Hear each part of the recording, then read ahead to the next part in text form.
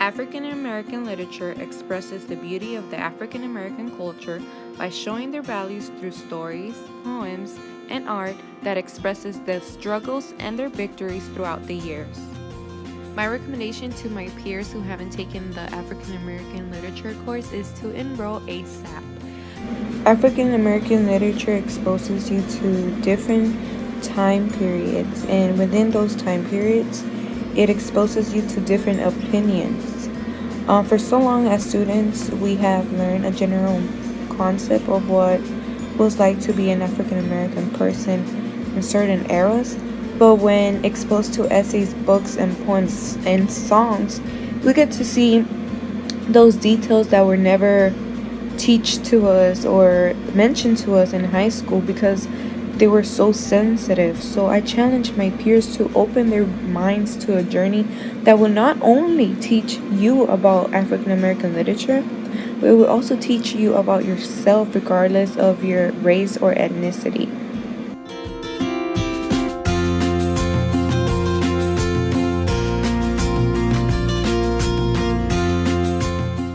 One of my favorite stories this semester was The Two Offers by Frances Harper, because as I read it, it showed me that even though this was written in 1859, it's still relevant today in 2016. At the beginning of the story, the reader is introduced to two cousins with different goals in life. One wants to get married, the other one wants to grow professionally.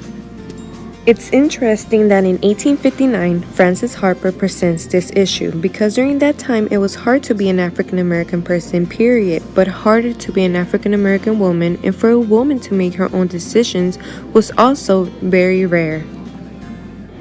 Frances Harper was one of the first people who brought this idea of liberal thinking. Janet, who is the cousin with professional goals, advises Laura to think about her decision. She states, "Because I think a woman who is undecided between two offers has not love enough for either to make a choice."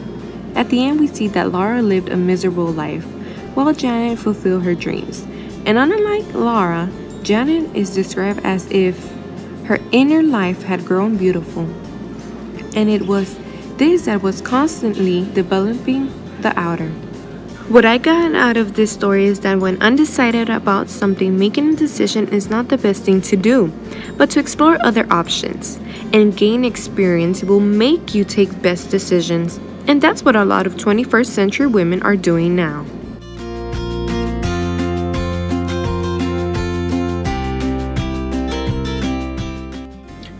Before I address what the Black aesthetic means to me, I would like to refer to this quote from Larry Neal's The Black Arts Movement, 1968. And this is said by Brother Knight, and it states, "The motive behind the Black aesthetic is the destruction of the white thing, the destruction of white ideas and white ways of looking at the world." Referring to Brother Knight's quote, I believe that the Black aesthetic's motive is to love who you are. For me, the Black aesthetic is the time where African Americans embrace themselves, not necessarily destroy white ideas, because then the main focus would be not being white. The idea is to forget about everything and celebrate your heritage. Do I personally believe there is a definite Black aesthetic in 2016? No. However, social media has made us focus on just a certain group of people. For example, Nicki Minaj, another artist. She is famous for showing her body and making sexual references in her songs. But that doesn't represent the African American culture.